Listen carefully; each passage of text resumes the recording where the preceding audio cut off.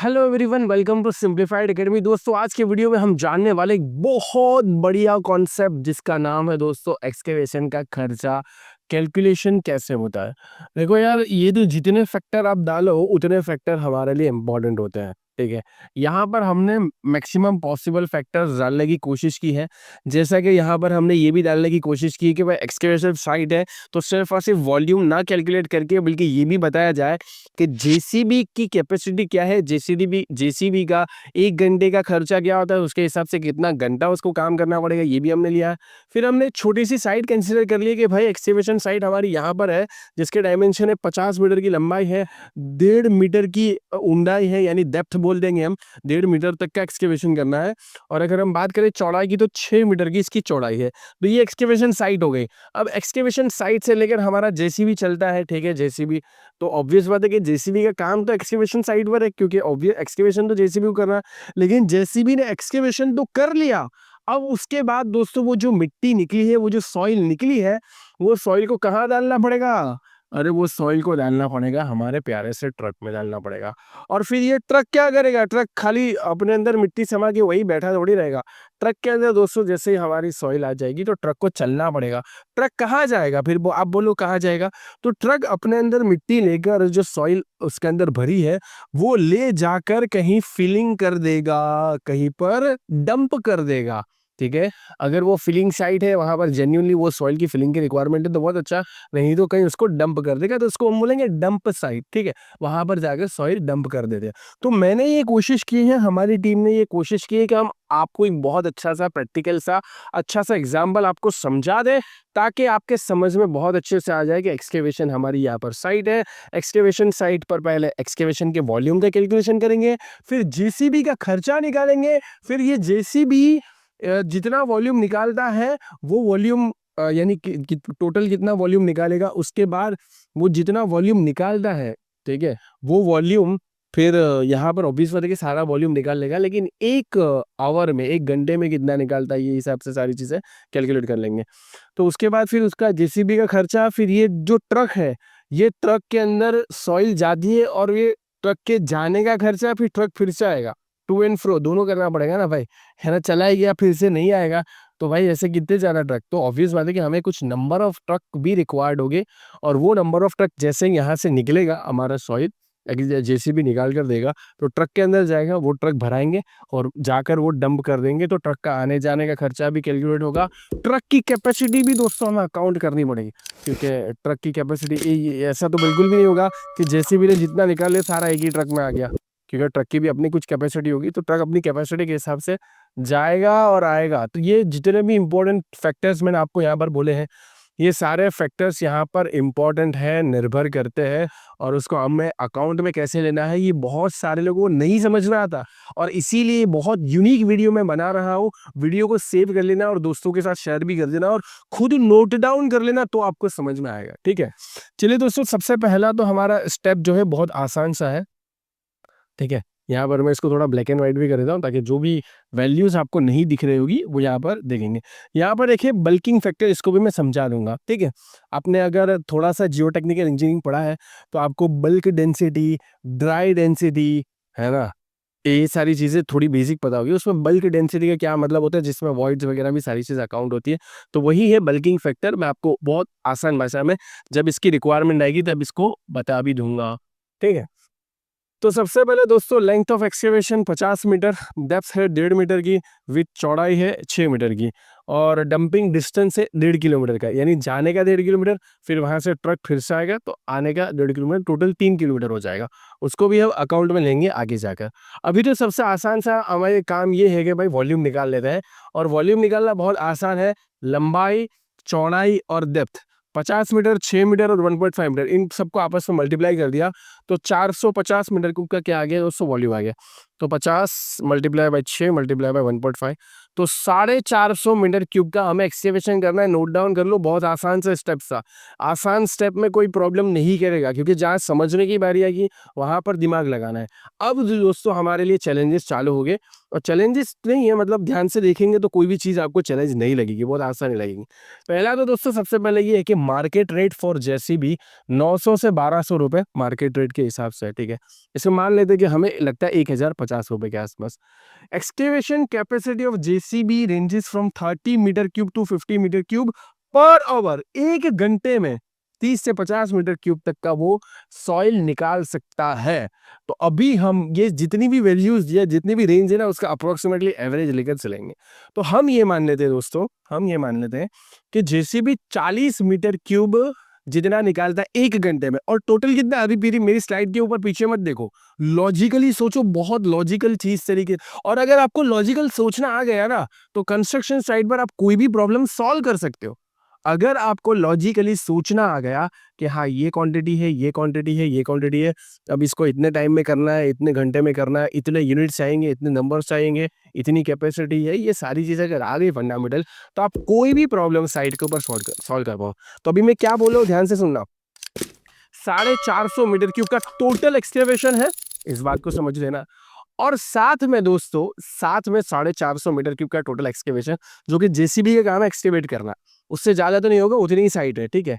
लेकिन ये 450 metre cube का एक्सकेवेशन एक साथ तो नहीं करेगा। एक घंटे में कितना कर पा रहा है, 40 मीटर क्यूब जितना।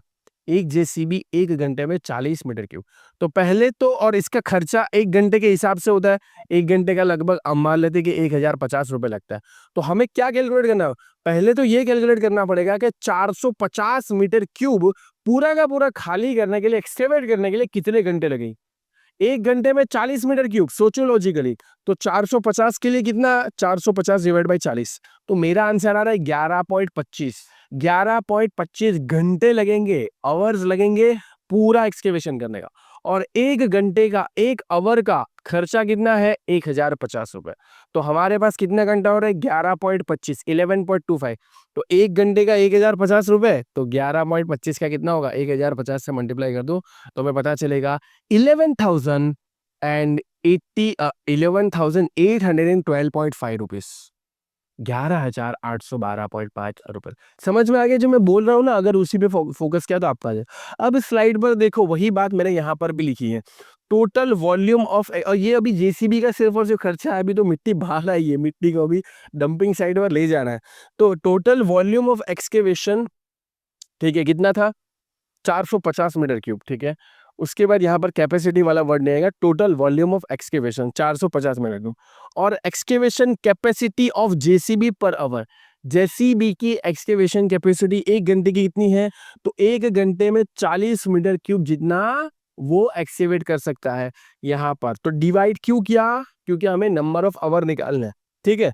यहाँ पर देखो, ये स्टेप पूरा साथ में लिखा तो समझ में नहीं आएगा आपको, ठीक है। यहाँ पर आ जाइए, तो यहाँ पर टोटल 450 मीटर क्यूब और एक घंटे में 40 मीटर क्यूब, तो मीटर क्यूब कैंसिल, ये डिनोमिनेटर में तो ये ऊपर चले जाएगा। तो यहाँ पर आपका आंसर कितना आएगा, 11.25 घंटे, आवर्स ऊपर चले, आवर्स अभी भी रहेगा। फिर 1050 रुपए एक घंटे का लगता है, तो नीचे वाला आवर और ये ऊपर वाला आवर कैंसिल हो जाएगा। तो 1050 और यहाँ पर जो हमारा आंसर आया था 11.25, उसको आपस में मल्टीप्लाई करेंगे, ये ना यहाँ पर हमने लिखा भी है ना, 11.25 आवर्स और 1050। तो ये आवर्स और ये आवर कैंसिल हो जाएंगे, तो हमें आंसर किस में मिलेगा, रुपीज में। यानी जेसीबी का खर्चा यहाँ पर कैलकुलेट होगा 11,812.5 रुपए। अब समझे, पूरी स्टोरी को समझो। अभी हमने क्या किया, अभी हमने 450 मीटर क्यूब जितनी मिट्टी निकाली, सॉइल निकाली, और ये सॉइल निकालने के लिए जेसीबी को लगे 11.25 आवर्स, और एक घंटे का लेता है 1050 रुपए। तो 11.25 आवर्स का लेगा कितना, 11,812.5 रुपए। तो अभी तो जेसीबी ने अपना खर्चा बता दिया कि भाई 11,000 रुपए में लगेगा ये साइट को निकाल। अब वो बाहर मिट्टी निकली है, बाहर सॉइल, यहाँ तक की स्टोरी समझ में आ गई। अभी हमने सॉइल निकाल ली है ना, अब सॉइल को भेजना है डंपिंग साइट पे, तो उसके लिए लगेंगे दोस्तों हमें क्या, डिस्टेंस का कैलकुलेशन चाहिएगा छोटा सा। फिर उसके लिए हमें ये चाहिए कि भाई कितना ट्रक चाहिए और कितना ट्रक का खर्चा होगा, ठीक है, कितने नंबर ऑफ टोटल। अब ऑब्वियस बात है, एक बात आप सोचो कि मैं ऐसा नहीं करूँगा कि मान लो कि मुझे 40 ट्रक चाहिए तो मैं 40 ट्रक को मंगा लूँगा। मैं तो 4 ट्रक रखूँगा और 4 ट्रक को बोलूँगा कि आओ और जाओ। 4 ट्रक बोलो आओ और जाओ, आओ टू एंड फ्रो, ठीक है? आप 4 ट्रक रखो, 4 ट्रक को बोलो कि आप आओ, फिर आप जाओ। ऑब्वियस बात है ना, ये तो लॉजिकली होगा कि मुझे 45 ट्रक की रिक्वायरमेंट है, तो एक बार में ही 45 को मंगा लो, और तो ऑब्वियस बात है वो कॉस्ट इफेक्टिव नहीं होगा। तो इसके लिए क्या करते हैं, एक number of limited number of trucks हम रख लेते हैं और फिर उसको बोल दे कि आप कितना जाओगे और कितना आओगे, ठीक है? चलिए दोस्तों, तो यहाँ पर अभी हमारी जो स्टोरी है सॉइल बाहर निकल चुकी है। अब हमें फोकस करना है, जेसीबी का खर्चा हमें पता है, जेसीबी बाहर निकालने का खर्चा पता है। अब डंपिंग करने का खर्चा कितना आएगा, है ना? सिर्फ और सिर्फ निकाल लिए सॉइल को उतना काफ़ी नहीं है, उसको कहीं पर डंपिंग भी करना पड़ेगा, कहीं पर फिलिंग साइड है तो वहाँ पर फिल भी करना पड़ेगा। तो डंपिंग करने के लिए दोस्तों टोटल हमारे पास जाने और आने का जो डिस्टेंस है ना, 1.5 किलोमीटर दूर डंप करना है, तो टोटल 3 किलोमीटर जितना हमें। अब हमने ट्रक के साथ ये डन किया, ठीक है, कि भाई आने और जाने का खर्चा कितना लोगे, ठीक है? आने पर ट्रिप, ट्रिप मतलब राउंड ट्रिप मतलब दोनों इंक्लूडेड है, 300 से 500 रुपए के बीच में होता है ये 3 किलोमीटर के लिए। ये डिफरेंट करता है, मैंने आपको पहले समझाने के लिए स्टेप से बताया, ये अलग अलग लोकेशन के हिसाब से प्राइस भाव ये सारी चीज़ें, लेकिन स्टेप्स सेम जैसे रहेंगे, इसलिए मैंने आपको यहाँ पर पूरी प्रोसेस बताई। तो अब ये दोनों का एवरेज लेते 400 रुपये लगता है, मान लो एक ट्रिप का, यानी जाने और आने का कितना लगता है, 400 रुपए एक ट्रक का। लेकिन ट्रक पूरा तो नहीं लेगा, 450 मीटर की हो, वो तो उसकी तो खुद कैपेसिटी होगी, तो उसको भी अकाउंट करना पड़ेगा, ठीक है? तो ट्रक की कैपेसिटी है 10 मीटर क्यूब, और एक घंटे में, एक घंटे में ये देखो आने और जाने का खर्चा इसका कितना है दोस्तों, 400।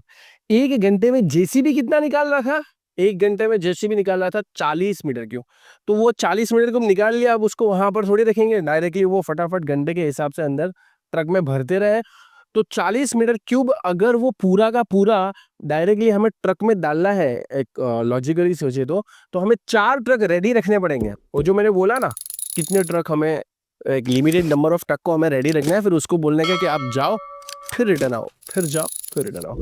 तो 4 ट्रक अगर आप रेडी रखोगे तो 40 मीटर क्यूब जो एक घंटे में निकल रहा है वो सीधा ट्रक में जाएगा और ट्रक फिर टू एंड फ्रो करता रहेगा। तो 4 ट्रक, ये एक घंटे के लिए 4 ट्रक है भाई। फिर ऐसे कितने घंटे हैं, ऐसे कितने घंटे हैं, 11.25 घंटे, तो 4 से मल्टीप्लाई करो तो 45 टोटल। राउंड ट्रिप की अगर हम बात करें तो 45 टाइम्स, 45 बार। मेरी बात को ध्यान से सुनना, मैं क्या बोल रहा हूँ। 4 ट्रक हमें एक घंटे में रेडी रखने हैं, यानी एक घंटे में रेडी रख रहे हैं, इसका मतलब ये है कि भाई जैसे जैसे हमारा एक्सकेवेशन मटेरियल निकलता जाता है, सॉइल निकलता जाता है, वैसे वैसे ट्रक एक भरे और जाए। तो एक घंटे में 40 मीटर क्यूब जेसीबी निकालता है, और वो 40 मीटर क्यूब 4 ट्रक में अच्छे से आ जाएगा, क्योंकि हमने कैलकुलेशन कर लिया एक ट्रक की कैपेसिटी 10 मीटर क्यूब की। तो 4 ट्रक एक घंटे में टू एंड फ्रो करेंगे, और ऐसे जेसीबी को कितने घंटे लगने वाले थे, 11.25। तो 11.25 को 4 से मल्टीप्लाई करेंगे तो कितना आ जाएगा, 45। 45 बार आना और जाना करना पड़ेगा। क्या बोल रहा हूं मैं, ध्यान से सुनो। 45 टाइम्स आना भी करना पड़ेगा और जाना भी करना पड़ेगा। क्या सर ये काफी है 45 टाइम्स आना और जाना, क्या इसमें और भी कुछ अकाउंट करना है? अब दोस्तों यहाँ पर आपको अकाउंट करना है बल्किंग फैक्टर। उम्मीद करते हैं दोस्तों कि आप सीख रहे होंगे हमारे फ्री वीडियोस के माध्यम से, लेकिन अगर आपको डिटेल में सीखना है, पूरा करिकुलम डिटेल में सीखना है, अलग अलग स्किल के साथ सीखना है, एप्लीकेशन पे देखना है, पीडीएफ के साथ, और हमारी कम्युनिटी का हिस्सा बनना है, तो डेफिनेटली आप हमारे स्टोर का जरूर से हिस्सा बनिए। स्टोर का हिस्सा बनने का मतलब ये है आप अपनी स्किल रिक्वायरमेंट के हिसाब से अलग अलग कोर्सेज में एनरोल कर सकते हो, ज्वाइन कर सकते हो, डिटेल में सीख सकते हो, और अपने आप को बहुत आगे बढ़ा सकते हो। सर्च करिए simplifiedacademy.com। आप एप्लीकेशन, एंड्रॉइड एप्लीकेशन भी डाउनलोड कर सकते हो। Download now. अब देख, इसके हिसाब से सिंपल है, 45 बार आना जाना है, और एक बार आने जाने का खर्चा कितना है, 400 रुपए। तो डायरेक्टली आप 400 मल्टीप्लाई करोगे तो आपका आंसर आ जाएगा 18,000 रुपए के आसपास। लेकिन ये सही नहीं है। क्यों सही नहीं है बताओ? क्योंकि आपने बल्किंग फैक्टर को अकाउंट नहीं किया। देखो लॉजिकली हमने किया कि यार 45 बार आना जाना लगा रहेगा, है ना, क्योंकि एक घंटे में 4 बार आना जाना लगा रहेगा एक ट्रक का, टोटल 40 मीटर क्यूब के लिए। तो टोटल हमारे पास है 11.25। तो 11.25 के लिए हमने कैलकुलेट किया, 45 बार आना जाना लगा रहेगा। लेकिन जब सॉइल निकलती है ना और जब हम ट्रक में डालते हैं ना, तो उसके अंदर क्या आ जाते हैं, वॉइड्स आ जाते हैं। अब उसकी क्या अकाउंट होगी दोस्तों, बल्क डेंसिटी अकाउंट होगी। वो पूरा का पूरा कंपैक्शन नहीं होगा, उसे कोई कंपैक्ट नहीं कर रहा कि भाई ठूस ठूस के भरे उसको, सीधा निकला जेसीबी से और उसमें डाला। तो ये प्रोसेस में होता क्या है, हवा, वॉइड्स भी आ जाते हैं, जिसकी वजह से वो जो 450 मीटर क्यूब निकला ना, वो तो डेंस था, उसको तो हमने एक्सकेवेट किया। तो वो जो डेंस था वो कॉम्पैक्टेड था, जब हमने उसको निकाला और ट्रक में डाला, तो अब वो कैसा हो गया, बल्क हो गया। बल्क कैसे हुआ, उसमें वॉइड्स भी आ गए। थोड़ा सा जियो टेक्निकल समझा रहा हूँ। बल्क डेंसिटी उसमें क्या हो गया, वो तो क्या था, कॉम्पैक्टेड ड्राई डेंसिटी, एकदम पूरा का पूरा कॉम्पैक्टेड था। फिर वो सॉइल को हमने एक्सकेवेट किया। अब जब एक्सकेवेट करके ट्रक में डाल रहे, तो अब उसके अंदर वॉइड आ गई, तो वो कैसा हो गया, बल्क हो गया। डेंसिटी ज्यादा हो गई उसकी। डेंसिटी ज्यादा हो गई मतलब अब कंपैक्शन स्थिति में नहीं है, ज्यादा हो गई। इसीलिए वो जो ज्यादा होता है ना, उसी के लिए हम क्या करते हैं, बल्क, यहाँ पर आपने देखा होगा बल्किंग फैक्टर शुरुआत में ही बताया था 1.15 का। यानी ऐसा समझो कि भाई 1 मीटर क्यूब अगर आप डेंस निकाल रहे हो, तो जब निकाल के ट्रक में डालोगे ना, तो वो 1 मीटर क्यूब के अंदर जो भी वॉइड्स आ जाएंगे, उसकी वजह से कितना हो जाएगा, 1.15 मीटर क्यूब हो जाएगा। उसको क्या बोलते हैं, एवरेज बल्किंग फैक्टर। ठीक है, उसके लिए थोड़ा सा लैब में काम करना पड़ेगा, बल्क डेंसिटी निकालनी पड़ेगी, कॉम्पैक्टेड ड्राई डेंसिटी निकालनी पड़ेगी, उसके हिसाब से आराम से बल्किंग फैक्टर डिसाइड हो जाएगा। तो मैंने आपको समझा दिया 1.15 का बल्किंग फैक्टर। इसका मतलब क्या हुआ, कंपैक्टेड स्थिति में 1 मीटर क्यूब, जब उसको निकाला, एक्सकेवेट किया, अब जब उसमें वॉइड घुस गए और ट्रक में डाला, तो 1 मीटर क्यूब वो कितना शो करेगा वॉल्यूम में, 1.15 मीटर क्यूब। वजन नहीं बढ़ेगा, ठीक है, क्योंकि हवा का कोई वजन नहीं है इतना, ठीक है, लेकिन उसके वॉल्यूम बढ़ जाएगा। इसीलिए बल्क डेंसिटी इंक्रीज होती है जैसे जैसे हमारा वॉल्यूम बढ़ जाता है, जैसे जैसे उसमें वॉइड्स आ जाते हैं, ठीक है।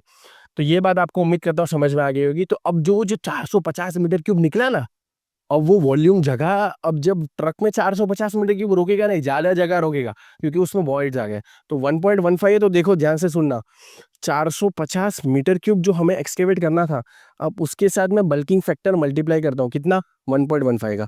तो 450 मीटर क्यूब कितना हो गया, 517.5। अच्छा, ये बल्किंग फैक्टर का इम्पैक्ट जेसीबी पे नहीं हुआ।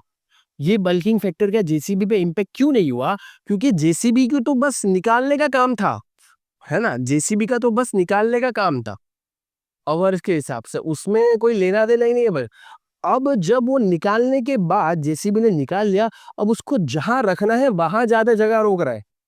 इस बात को समझना, जेसीबी ने 450 मीटर क्यूब जितना ही काम किया है, तो उसका खर्चा भी उस हिसाब से ही हुआ, आवर्स के हिसाब से 11.25 समझे कि भाई 450 मीटर क्यूब करने के लिए आपको 11.25 आवर्स लगे, और 1 घंटे का आप 400 ले रहे हो, तो आप ले लीजिए 11,000 समथिंग, ठीक है, जो भी हमारा आंसर आया। लेकिन अब जब वो 450 मीटर क्यूब अब ट्रक में रखने वाले, जहां रखने वाले, वहां पर वो ज्यादा शो कर रहा है, इसलिए जेसीबी में बल्किंग फैक्टर का इम्पैक्ट नहीं हुआ। लेकिन बल्किंग फैक्टर का इम्पैक्ट डंपिंग करने के दौरान होगा। बहुत वैल्यूएबल बात बता दी दोस्तों मैंने, समझे मेरी बात। बल्किंग फैक्टर का इम्पैक्ट जेसीबी में नहीं हुआ, क्योंकि उसने तो कंपैक्टेड ड्राई चीज ही निकाली थी, तब तक वॉइड्स का कोई लेना देना ही नहीं था। फिर जब उससे निकाल लिया, अब जब वो ट्रक के अंदर जाएगा, वहां पर वॉइड्स का इम्पैक्ट आएगा और वहां पर बल्किंग फैक्टर का इम्पैक्ट आएगा।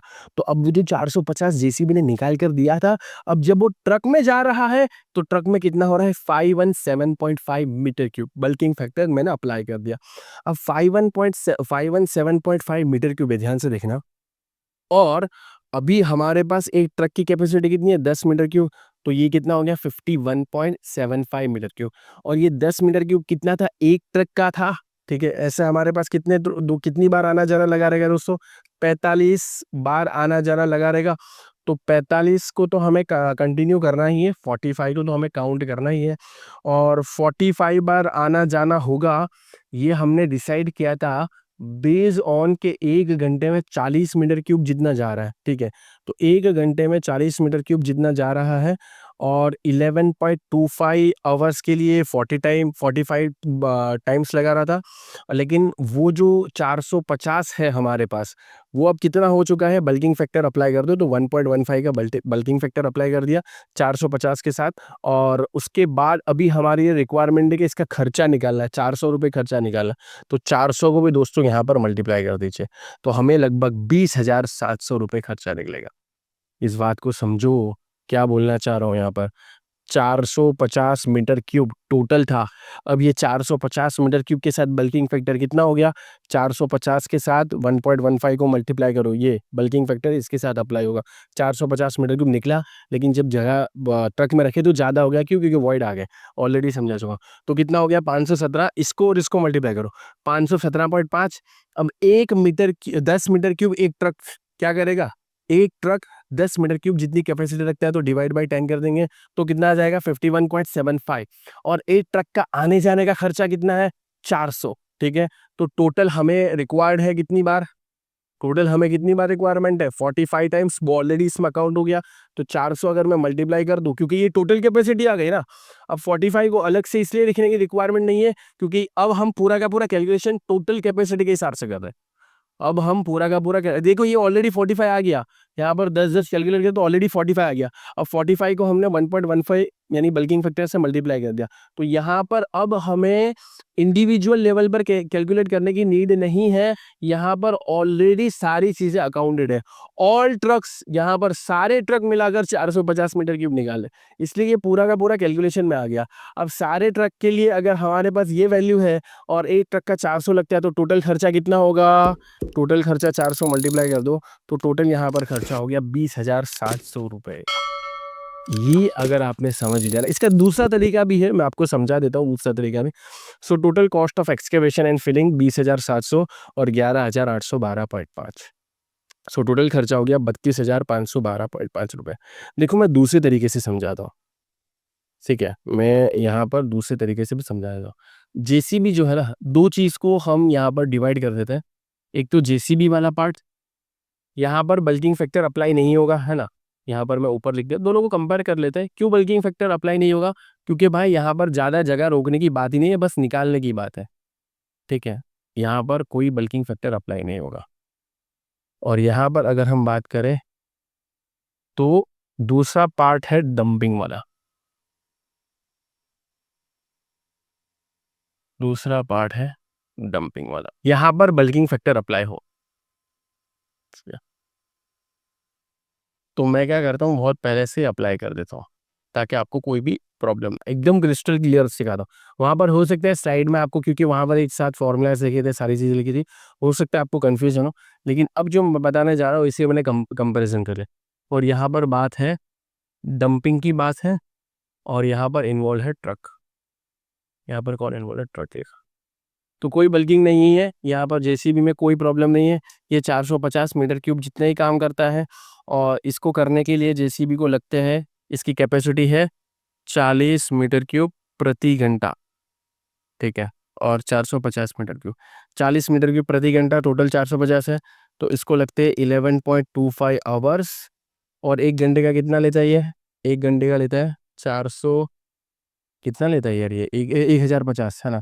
1050 से मल्टीप्लाई करते हैं, तो अभी हमारा ये पूरा का पूरा यहाँ पर हिसाब किताब करके दे रहा हूँ। स्लाइड को भी थोड़ी देर के लिए स्लाइड से भी समझ लिया, लेकिन फिर से एक बार मैं बता देता हूँ, आपको कोई भी डाउट नहीं रहना चाहिए। मेरा ये क्या यार, आप मेरी वीडियो टाइम निकाल के देख रहे हो, तो मैं आपको कोई भी डाउट के साथ छोड़ना नहीं चाह रहा। तो ये तो भाई मेरी तरफ से पूरी कोशिश है। तो 11,812 रुपये इसका खर्च हो। जैसी भी में कोई डाउट नहीं है। अब ध्यान से समझना, मैंने क्या बोला, यहाँ पर कोई बल्किंग रिक्वायर्ड नहीं है, क्योंकि ये तो ऑलरेडी निकालने का काम। लेकिन ये निकाला जब हमने पूरा का पूरा, ये जब हमने निकाला पूरा का पूरा, ठीक है, ये जब हमने पूरा निकाला, अब निकालने के बाद इसको रखा, तो इसमें क्या हो गई, हवा भर गई, बल्क हो गया ये। ठीक है, हवा हो गई, बल्क हो गया, ज़्यादा हो गया। कितना ज़्यादा हो गया, तो 1.15 का बल्किंग फैक्टर है। तो ज़्यादा होने के साथ ये हो गया 450 मीटर क्यूब। अब कोई ये मैं सोचे कि ज़्यादा है, भाई इसमें वॉल्यूम ज़्यादा हो गया ना, वजन ज़्यादा नहीं था, वॉल्यूम ज़्यादा हो गया, क्योंकि वॉइड्स आ गए। जो जियो टेक्निकल से बिलोंग करते हैं उनको पता ही होगा। और वैसे भी मैंने आसान भाषा में समझा दिया कि भाई वॉइड्स आ गए। तो 450 मीटर क्यूब, अब जब इसको ट्रक में रखने की बारी आ गई ना, तो टोटली कितना हो गया, 517.5। कितने मीटर क्यूब में। अब ध्यान से देखना, ये टोटल है, ठीक है। अब एक ट्रक या in general numbers of truck की बात करूं मैं, है ना, in general numbers of truck की बात करूं तो 517.5 मीटर क्यूब, और एक ट्रक की कैपेसिटी कितनी है, 10 मीटर क्यूब की। यहाँ दोनों जगह से मीटर क्यूब कैंसिल, ठीक है। तो नंबर ऑफ ट्रक, ये एक ट्रक 10 मीटर क्यूब की कैपेसिटी, टोटल इतनी कैपेसिटी है। सो नंबर ऑफ ट्रक कितनी रिक्वायर्ड होगी, number of truck is equal to 51.75, ठीक है। और एक ट्रक हमसे कितना रुपया ले रहा है, ये इतनी कैपेसिटी है, जाना है 10 मीटर क्यूब का, उसको जाना भी करना है, आना भी करना है, ठीक है, वो जाएगा भी। तो हमने जाने और आने का ट्रिप का भाव कितना लिया है, एक ट्रिप का भाव है 400 रुपये, वन ट्रिप, एक ट्रक के लिए 400 रुपये। सो टोटल कितनी हमारे पास ट्रक हैं, ठीक है, ये सबकी एक एक ट्रिप होगी फॉर एग्जाम्पल, ठीक है, ये सबकी एक एक ट्रिप हो जाएगी, ठीक है। अब इतने ट्रक नहीं रखने हैं, अब 4-4 की पेयर बना के ही काम होगा, लेकिन समझो यहाँ पर बात, वो 4 आ गया ना, इससे हो सकता है आपको कंफ्यूजन होगा, वो 4 एक घंटे के लिए था, ठीक है। अब ये इसको भी 4 से डिवाइड करोगे ना, तो इंटरेस्टिंग बात क्या है पता है, 51.75 को भी आप 4 से डिवाइड करोगे तो इसमें आपको समय ज़्यादा लगेगा। क्यों समय ज़्यादा लगा, क्योंकि दोस्तों क्वांटिटी भी तो ज़्यादा हो गई, 517.5, ठीक है। तो 11.25 से थोड़ा ज़्यादा लगा 12.93। तो वो 4 ट्रक की पेयर बना के करे ना, 4 ट्रक की पेयर बना के, तो समय लगेगा 12.9375, समझे इस हिसाब से। तो मैं क्या करता हूँ, यहाँ पर एक ट्रक जो है 400 रुपये लेता है, तो हमारे 51.75 टोटल, वो 4 की पेयर बनाओ बात अलग है, टोटल हमें कितना रिक्वायर्ड होगा, पैसा कितना लगा भाई, 51.7, एक के लिए 400, तो 51.75 करने के लिए 51.75 मल्टीप्लाई बाय 400 कर दो। अब जाकर उम्मीद करता हूँ कि आपको समझ में आ गया होगा। मैंने यहाँ पर स्लाइड के अलावा भी कैलकुलेट कर लिया 20,700 रुपये। अब उम्मीद करता हूँ कि आपको ये इस टाइप के एप्टीट्यूड क्वेश्चंस बहुत बार जियो टेक्निकल इंजीनियरिंग में भी आते हैं, गेट वगैरह के एग्जाम में, एनवायरमेंटल इंजीनियरिंग में भी आते हैं, सॉलिड वेस्ट मैनेजमेंट और ऐसी बहुत सारी चीज़ों में इस टाइप के बेसिक क्वेश्चंस आते हैं, तब जाकर, और ऑलरेडी वो सारी चीज़ें मैं क्रैक करके बैठा हूँ, तब जाकर मैं आपको इतना अच्छा समझा पा रहा हूँ। उम्मीद करता हूँ कि अब आपको समझ में आ रहा होगा। अब जो हमारा 20,700 खर्चा आया था, किसका आया था, 20,700 जो हमारा खर्चा आया वो डंपिंग का आया, यहाँ पर आप देख सकते हो, ठीक है, किसका आया, डंपिंग का आया। और जेसीबी का खर्चा कितना आया दोस्तों, जेसीबी का खर्चा आया 11,812.5 रुपये। तो ये दोनों खर्चे मिलाकर अब कितना हुआ, तो 32,512.5। तो दोनों खर्चे मिला देते हैं दोस्तों, तो 11,812.5, तो 32,512.5। उम्मीद करता हूँ दोस्तों कि जो मैंने एफर्ट किया है इसका कुछ ना कुछ फ़ायदा होगा आपको यूज़फुल होगा, और डेफिनेटली यूज़फुल है तो अपने कॉलेज के ग्रुप में शेयर करो, अपने कलीग्स को शेयर करो, 4 दोस्तों को शेयर करो, और ज़्यादा से ज़्यादा शेयर होना चाहिए दोस्तों, ठीक है। उम्मीद करता हूँ वीडियो वैल्यूएबल लगा होगा। मिलते हैं नेक्स्ट वीडियो में, गुड बाय, टेक केयर। उम्मीद करते हैं दोस्तों कि आप सीख रहे होंगे हमारे फ्री वीडियोस के माध्यम से, लेकिन अगर आपको डिटेल में सीखना है, पूरा करिकुलम डिटेल में सीखना है, अलग अलग स्किल के साथ सीखना है, एप्लीकेशन पे देखना है, पीडीएफ के साथ, और हमारी कम्युनिटी का हिस्सा बनना है, तो डेफिनेटली आप हमारे स्टोर का जरूर से हिस्सा बनिए। स्टोर का हिस्सा बनने का मतलब ये है आप अपनी स्किल रिक्वायरमेंट के हिसाब से अलग अलग कोर्सेज में एनरोल कर सकते हो, ज्वाइन कर सकते हो, डिटेल में सीख सकते हो, और अपने आप को बहुत आगे बढ़ा सकते हो। सर्च करिए simplifiedacademy.com। आप एप्लीकेशन, एंड्रॉइड एप्लीकेशन भी डाउनलोड कर सकते हो। Download now.